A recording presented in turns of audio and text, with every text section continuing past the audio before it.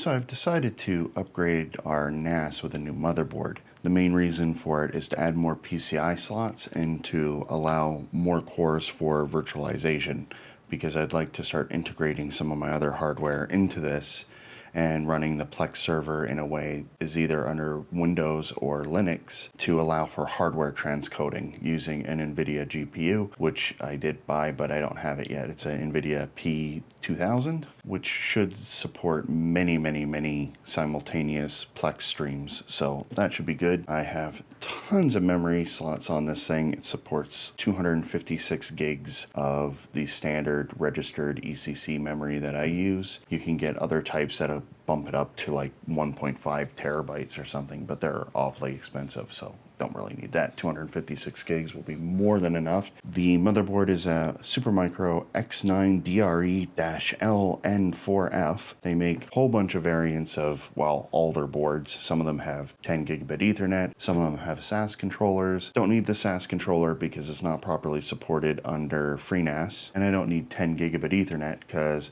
I have an Intel X550, which is a more modern network controller. So I'm going to be using this for my 10 gigabit support. That being said, this board has lots of support for tons of Ethernet, 4 gigabit ports, onboard VGA. It has IPMI remote access.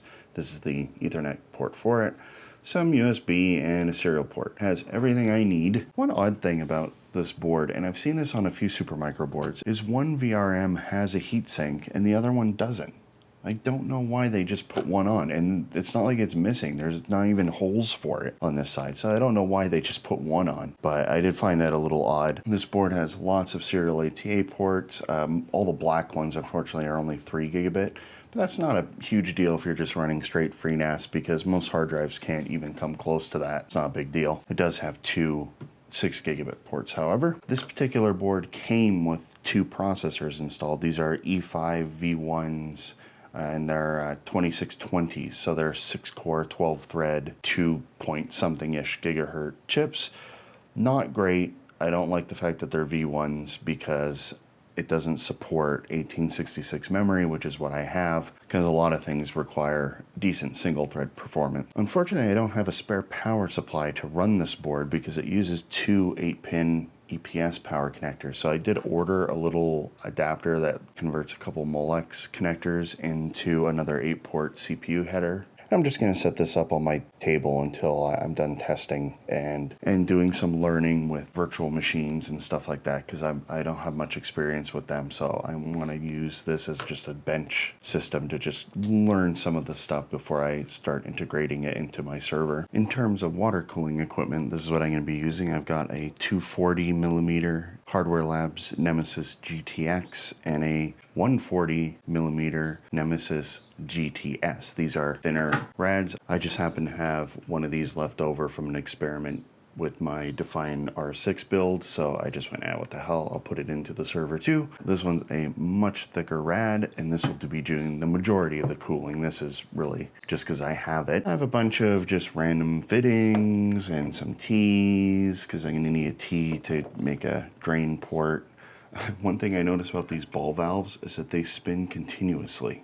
I have never seen that in a ball valve. I'm going to be using these EK water blocks. This is their ACF fitting lineup. I'm going to be using a few of these for my EK water blocks zero maintenance tubing. This stuff, obviously you can't see in it, so it's not very pretty, but it does do a really good job and a really low evaporation level. Regular clear tubing does evaporate water over time, so you want to top up every once in a while. It's pretty slow, but you know, when something's running 24/7, it's gonna add up over time. So this stuff allows me to just have a relatively, as the name implies, zero maintenance setup. I've got an EK Water Blocks D5 pump res combo. This is the X-Res 140 millimeter version, and I'm going to be mounting it vertically.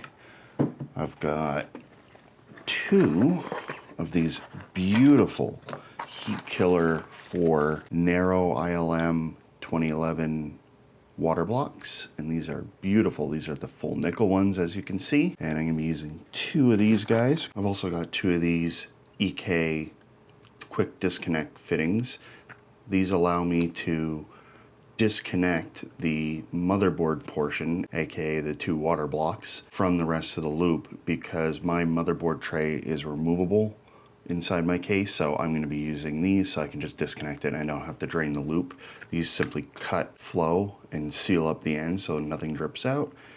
Simply pull out the motherboard and you're good to do maintenance. Really easy. They're kind of expensive. They're like 25 bucks a piece, but it'll save a whole bunch of trouble. Another thing I need are these replacement top panels for my Lian Li PC-D8000 case. They cheaped out and did not include them, so you have to buy these separately, which is rather annoying. They do make a 140mm version, which I'd prefer. Unfortunately, I just can't find it anywhere. Even these were hard to find and expensive, and all these things is a panel with fan holes cut out, couple fan grills and some screws, and they want like 50 bucks or something for these things. So yeah, they're kind of hard to find and annoying because they're not included for some reason, but I'm going to be using one of these for my 240. Other miscellaneous stuff, I have an EK pump bracket that'll allow me to mount this on the rear of the case. It's just a simple metal bracket. I also have a longer res tube. I'm not sure if I'm going to be able to use this or not just due to the spacing inside the case. If I can, I'll use it. If not, whatever. I bought this for my Define R6 build, but unfortunately it won't fit in the setup I ended up with, so I'm going to have to just use this in here, find some other use for it. I also have EK Cryo Fuel. This is the blood red. Supposedly it's UV sensitive. I couldn't really find any evidence of that when I hit it with a UV light. Any additive will work. I mean, people do it themselves. I prefer to use a premix. So this, you just mix it in, make a liter of fluid. This includes all the stuff you need, anti-corrosion, biological inhibitors, that sort of thing. I wanted the UV sensitive one so you can find leaks, but this thing doesn't seem to be very UV sensitive, so oh well, no big deal. For fans on the rads, I've got a couple 120mm Noctua fans. These are kind of dusty. I have to clean them. They're from my existing PC, and I have a 140 as well for the 140mm rad. One thing to watch out for on Xeon boards is that they make two different types of heatsink. One is the square ILM and the other one is the narrow one, and this particular board uses narrow ILM heatsink, so you can't just buy any old CPU cooler and expect it to work. These ones specifically need to be narrow versions or else they just won't work. It's a completely different socket arrangement.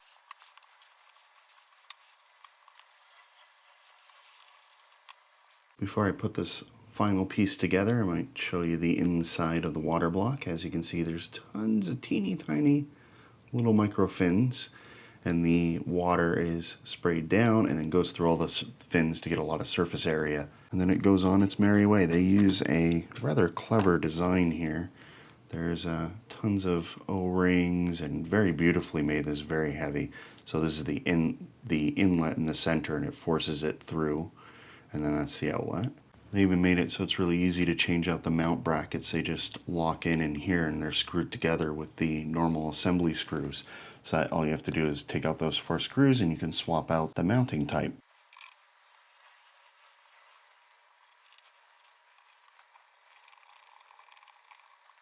So I've attached these EK water blocks ACF fittings to this. Now, the only thing that really matters in this is that it goes from the inlet to the outlet to the inlet to the outlet. It can't go in any other order, or else it's going to feed it in the wrong way, which means this has to connect to this piece. I just used these for something else recently. I'll cut it about there, leave it a little long. I don't want it to kink up or anything. Just using some pipe cutters.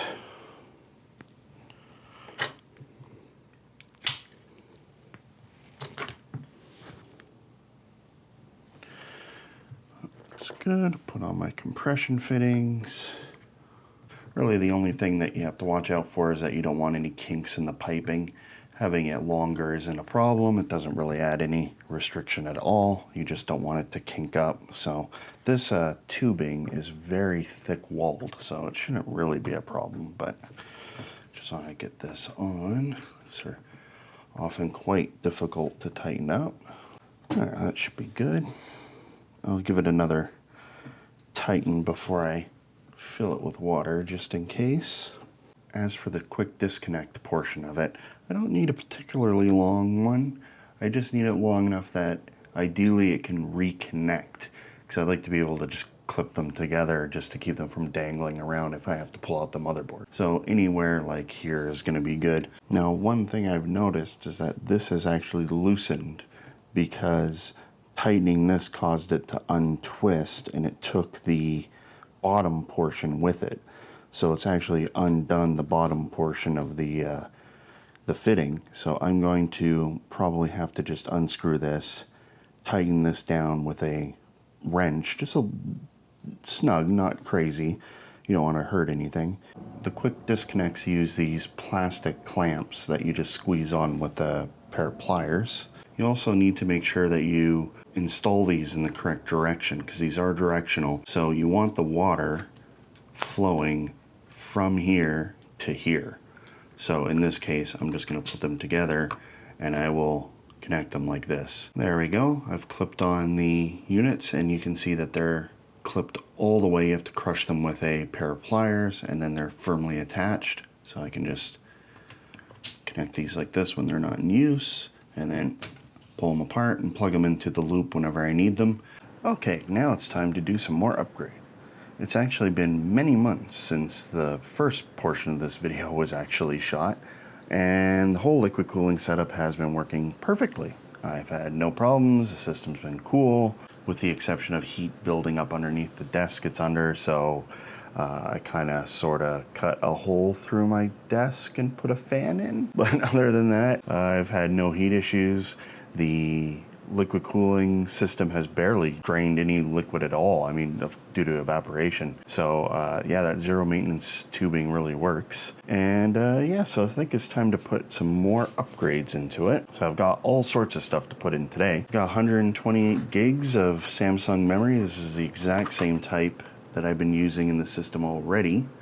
And it's just another 128 gigs of it, so I'll have 256. That'll fill up all the slots. If I want to go bigger, I've got to replace all the DIMMs with bigger ones, and that's a massive cost increase. So 256 should survive for a while. I have a few VMs set up. I've got a Windows one for Plex that's been working really well with the Quadro. I've got my NAS set up. I've got a Pfsense router and a couple other oddball things. I've also got this little PCI bracket to hold 2 drives. It's actually kind of a neat design. It allows you to hold 2 drives instead of just one.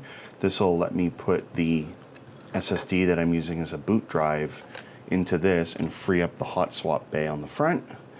And I've also got a second drive here. There's a mechanical drive. It's just a 320 gig Seagate. I'm going to be putting a blank panel back inside my case because I have a fan controller in there that I don't particularly like, and I got rid of that. I actually have a Corsair Commander Pro in it that's being controlled by the Windows VM, so that's been handling all the fan control lately, although since it's been hot, I've pretty much just been running the fans at full anyway. I think the green works a bit better than the black, seeing as most of these things are actually dark. I just kind of realized that. I've got 2 of these Samsung 860 EVOs, which are 250 gigs. I already have 2 installed in the hot swap bays. They handle my incoming Adobe projects, so all my videos like this one that I'm shooting, I store on the SSDs and then I can edit them off the server. Serial ATA isn't the greatest for doing that, but it actually works pretty well running stuff off the server. I really have had no problems running my 4K 30 or 4K 24 video off it. Probably just going to stripe them for speed. I don't really need any redundancy on it because I have replication internally on the server to another set of hard drives, so it's not a really big deal for data integrity. One thing I'm going to try today is putting in some of these cable Deacon cables. I have a whole bunch of different ones of these, and they don't really do anything special other than, you know, serial ATA cables, but what I like about them is that they're all braided together. This particular one has 6 serial ATA connectors that just go through one cable, and it should be a lot more organized inside the case. The one I just showed you had 4, and I've also got a couple, oh, that's another 4. I've got a couple of these that have the what are these, SFF 8077 or whatever connectors for my HBA cards, and then it just breaks it out into 4. So I think I have a couple of these in there already, just to make everything look pretty. I'm gonna swap out the ones I have in there already because I don't think they're nicely braided together. And the other thing I'm going to install are a whole bunch of these. These are the hot swap backplanes from Lian Li for my case. These allow all my hard drives to be swapped out whenever one fails. I just had one fail, and it's, you know, moderately annoying. You have to reach back and start pulling out cables when the whole thing can be hot swapped. I originally wasn't going to buy these, especially when I first built the server, because these are expensive. I had to pay like $165 to get all of these, because I have a whole bunch of these triple ones and a couple of these single ones, so I can fill up the 20 bays. But I noticed that they were kind of out of stock in a lot of places, and my case is discontinued now. And yeah, I was looking at where it was performance PCs, and they had 20 of them in stock, and then I was mulling it over whether or not I wanted to buy it, and then all of a sudden they went down to like 10. So I was like, okay, I think I better just order them so I can get them locked in before they completely disappear, assuming they've stopped manufacture of these. They're not particularly clean boards. They've got like solder flux and crap on them, and they have spaces for capacitors all over these things. These are for some larger ones, presumably for the power rails, and a bunch of little ones, again, probably for like the 3.3 volt rails. And they didn't populate any of them. So even though these things are stupidly expensive for just a simple PCB with some serial ATA connectors on it, they don't even bother putting in taps. And finally, I am going to try getting this thing to work in it. This is an Asus Hyper M2 16 card V2 blah blah blah blah blah. It's basically just a PCI Express card that has 4 M.2 slots on it. I have to say it's a quite nice card, especially for only $60. It's got a fan in here that's moderately loud, and it supports the 4 drives. The only catch with this thing is they say that it only works on newer systems like X299 and Threadripper and blah blah blah.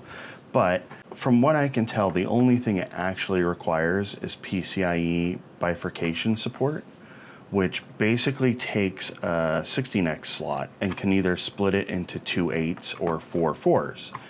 And this is done in a way that it's essentially like it's become separate slots.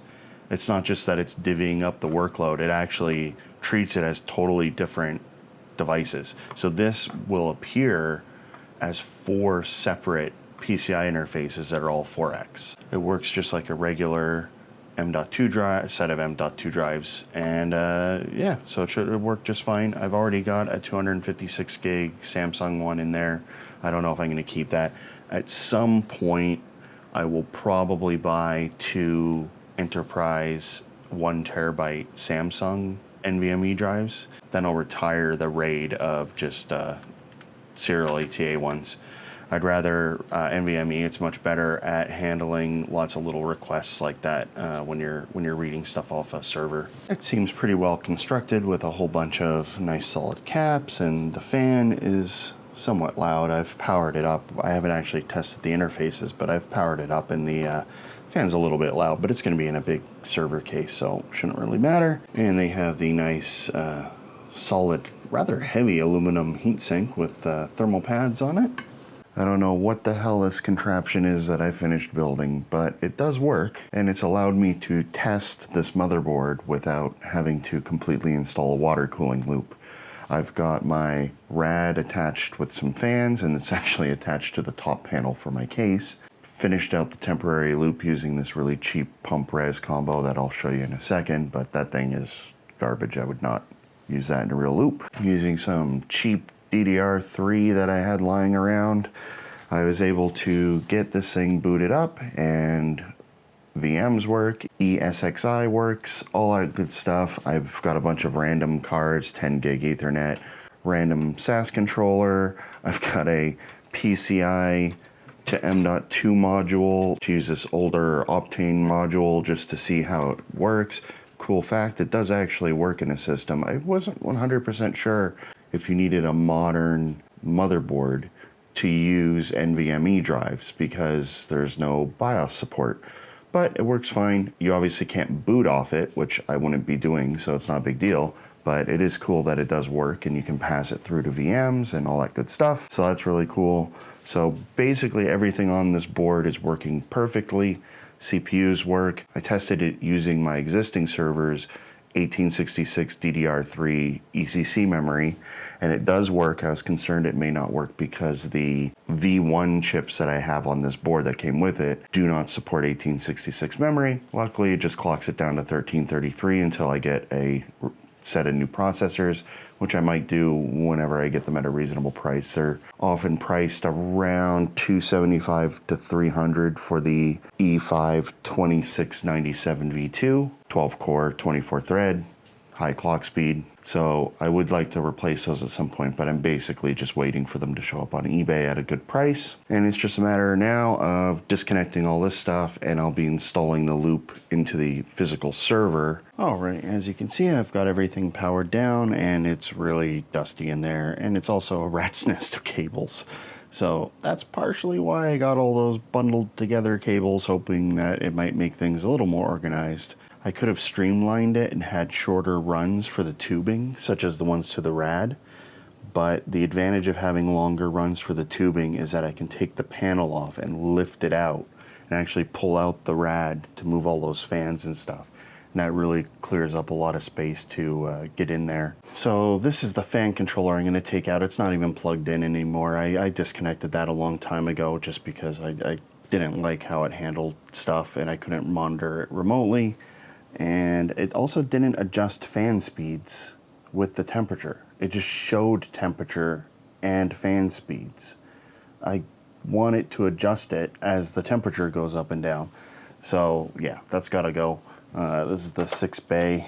So I've got my boot drive and my 2 Adobe drives right now in here. 1 extra bay, and I'm gonna fill up 2 more, plus this will get emptied because I'm gonna be putting this into that PCI bracket. This is a 4 bay toolless 3.5 inch drive bay. God, look how much dust it's pulled in.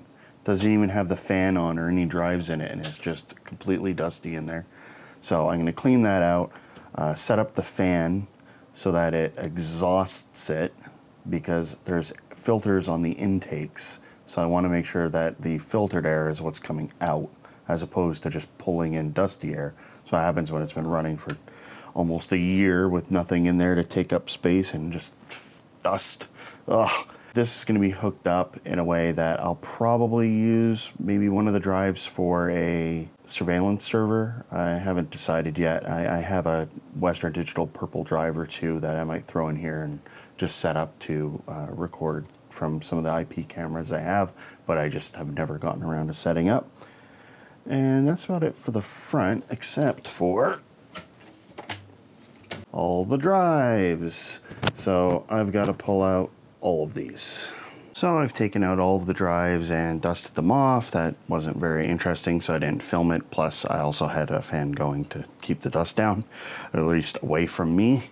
So I've installed one of these hot swap bays, and they work really well. I have 1 drive in here, it just slides right in. They just use 3 serial ATA connectors and only 2 serial ATA power connectors. So I can reduce the number of freaking adapters and extenders and splitters and inside this case, so that should make it a little bit more organized as well. I've taken out the center partition, which has a 140mm fan, which helps cool the card. There are 3 LSI 8-port SAS controllers. They're all running serial ATA drives though. The aforementioned NVMe adapter, the Quadro P2000, and a 10 gig network card. That's it in terms of cards, and I have pretty clear access to that memory now, so I think I'm gonna try and get that in before I go much further, just because it's kind of a pain to get to once everything's covered up, although with the tops open, I can actually get to it. I'm going to just pull out all of these serial ATA cables and just start fresh with all the cables and all the power cables for all these drives.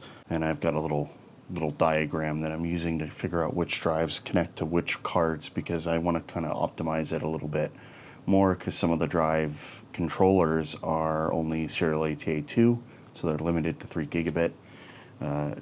Basically just the motherboard is. So the motherboard has 2 6 gigabit and 4 3 gigabit. And I'm going to connect the 4 slower ones to my archive drives, which are the only drives that are larger than 4 terabyte in this system. They're 6 terabyte Western Digital AE drives, which are designed for cold storage, and I pretty much leave the drives powered down at all times. They really just back up once every couple weeks, and it's really just like weird archived stuff. Once I'm done editing projects and stuff, I dump them all onto that drive for video, and they just sit there just so I have a permanent record of them, and in case I ever need to call back to videos. I also need to track down the screws for this thing, although I think the self-locking system is actually holding this in pretty well. I need to check out the fan too, because I don't think the fan's oriented in the right way, and I want to replace it with a Noctua if I can. I don't know if I have one in that size. I'll have to check. Fun fact, there are 12 Noctua fans inside this server. I don't actually remember who makes this trayless bay, but I'll put a link in the description for it. But it seems pretty nice. It's got switchable LEDs on the front and, locking, but that's kind of a joke. It seems like it's got decent airflow, and I swapped out the fan. Unfortunately, the little shroud around it doesn't really fit, and these screws don't really fit the fan, but it'll work. It actually has fan control on it, but I'm not going to use that. I'm just going to just run the fan off the motherboard or something, and it just accepts 2 serial ATA power connectors and 4 data connectors. So I have all the backplanes installed. I can't put in the M.2 expander right now because the existing Samsung Enterprise SSD I have doesn't fit in it due to the tantalum capacitors. They're too tall and it interferes with the heatsink. So I'll have to get a different drive for that. It's not a big deal. I'll just keep the drive that I've got in there right now. I've mounted the 2.5-inch drive down in the bottom and one of the PCI brackets. So I just need to finish wiring up all the power. I might need to get different serial ATA splitters for this because the spacing is kind of weird on it. So see how I can configure everything to get everything powered, and then I'm just going to run all the data cables. So I've got a bunch of these and I'm ready to go. The motherboard tray is still pulled out because I'm actually cloning my boot SSD to a new one because Pfsense basically wrote it into oblivion. So I'm now worried that it's going to fail at any time because it is a 256 gig drive that has written like 61 terabytes in only a matter of a couple months. So it's pretty much going to die at any time. So I can't risk that. I'm just going to clone it. The reason why this clip has been shot weeks later from the last clip is that when I hooked up everything seemed to be okay until I started having like pretty much daily drive disconnects from FreeNAS. All the hard drives in here are passed through to FreeNAS, so they're all hardware passed through to FreeNAS, and every single day I was getting a drive disconnect, and I traced it down to the power connectors.